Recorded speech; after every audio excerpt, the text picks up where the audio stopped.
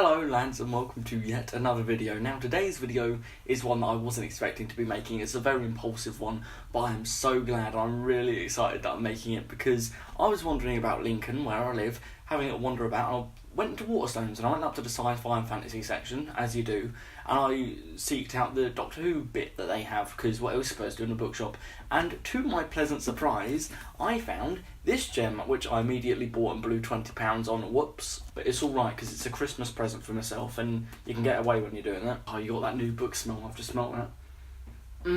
But I thought this was going to come out next year. I think it was Ben Lett that said that it was coming out next year. So to just find this on a shelf on Waterstones, I mean, I could have waited to see if it dropped in price from £20, but I didn't.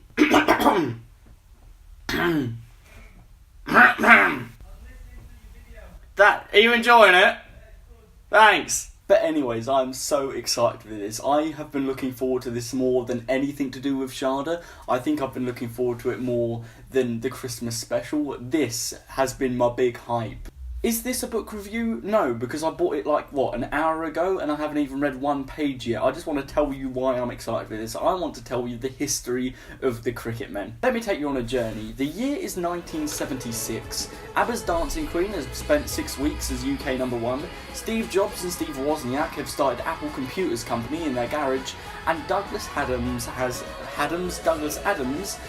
pitched a script to the BBC for his first written episode of Doctor Who, The Krikket Men. The story features the Doctor, the Fourth Doctor, and Sarah Jane Smith going on a sort of key to time adventure as they explore time and space, trying to collect all these parts for a Wicker's Gate, a key which will release the planet Krikkit from its captivity by the Time Lords.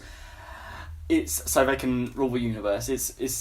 Unfortunately, the editor for Doctor Who at the time, what's his name? Robert Holmes? Is it Robert Holmes? Yeah, Robert Holmes. He denied the script in 1976, and the Krikket Men was no more. Sad face. But it wasn't over for Adams, because he'd write a load more Doctor Who stories, like the Pirate Planet Sharda, we all know about that, and of course, my favourite Doctor Who story, City of Death, which would later be novelised by James Goss into a absolutely magnificent book. We'll get onto James later. However, despite all these Doctor Who stories, the Krikket Men never really left Douglas Adams's mind. I need to say that word, Adams, and he reworked the script to become a feature film screenplay, and he pitched it to Paramount as Doctor Who and the Krikket Men. This could have been the start of something great. It could have been a whole Doctor Who cinematic universe in the 1970s/1980s.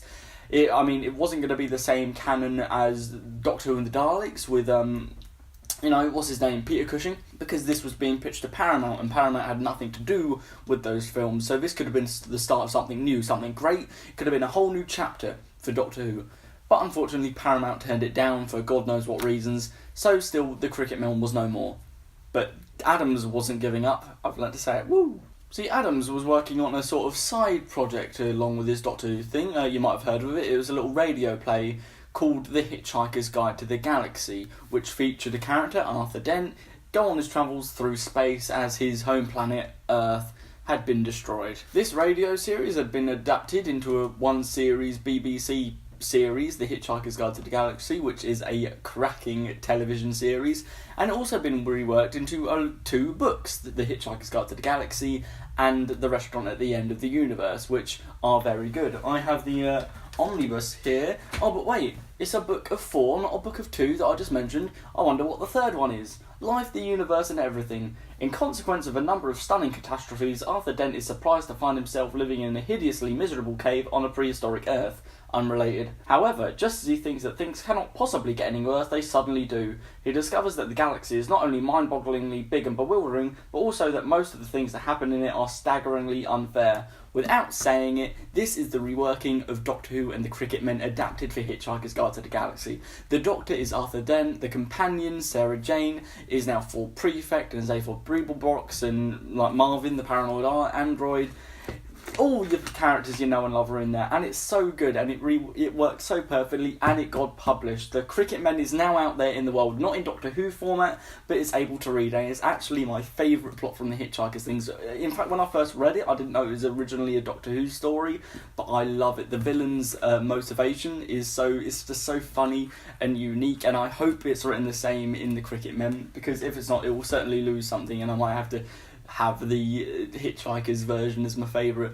But hang on, the story doesn't stop there, obviously. Let's skip forward to 2017. James Goss, who novelised the City of Death novel. I think he also done The Pirate Planet from Douglas Adams. I think he also done Sharda as a novelisation, has now reworked his way into Doctor Who and the Krikket Men. There are some minor changes that I can tell already, as in the original companion was Sarah Jane Smith. It has now been turned into Romana in this novelisation, but it's going to be all good because the plot is more or less the same from what I know. The Doctor promised Romana the end of the universe. Maybe that's related to the restaurant at the end of the universe from the Hitchhiker series, who knows? So she's less than impressed when what she gets is a cricket match. Earth cricket, as in not cricket, Earth cricket. Even worse, the award ceremony is interrupted by 11 figures in white uniforms and peaked skull helmets wielding bat-shaped weapons that fire lethal bolts of light into the screaming crowd. The Krikket Men are back. Millions of years ago, the people of Krikkit learned that they were not alone in the universe and promptly launched a crusade to wipe out all other life forms. After a long and bloody conflict, the Time Lords imprisoned Krikkit within an envelope of slow time, a prison that could only be opened with the Wicket Gate key, a device that resembles, to human eyes at least, an oversized set of cricket stumps. The Doctor and Romana are now tugged into a pan-galactic conga with fate as they rush to stop the Krikket Men gaining all 5 pieces to the key. If they fail, the entire cosmos faces a fiery retribution that will leave nothing but ashes. Ashes, because it's cricket. Nice. Now, since the Hitchhiker's version of Life, the Universe and Everything, the book in which the Krikket Men story is contained, was never televised in the TV series, this is going to be the closest thing for how we're going to get to actually experiencing Douglas Adams' first pitch story to Doctor Who as it was meant to be experienced, only not on screen but in book. But that's fine. It's such a shame that Douglas Adams passed away in 2000, 2001, and he never got the chance to write for New Who, because if he could somehow adapt this for the new Doctors, or even if there are some discussion over rights with the Hitchhiker series to see if we can have this adapted for the 13th Doctor or something, I would absolutely love that. But for now, this is more than enough for me. I'm so excited to read it, and I highly recommend that you do the same. Get the Hitchhiker series if you haven't, because that covers it perfectly. And I can't read it straight away. I've got 2 other books to plough through before I get to this one, because I read them in order that I bought them, and I'm a slow reader.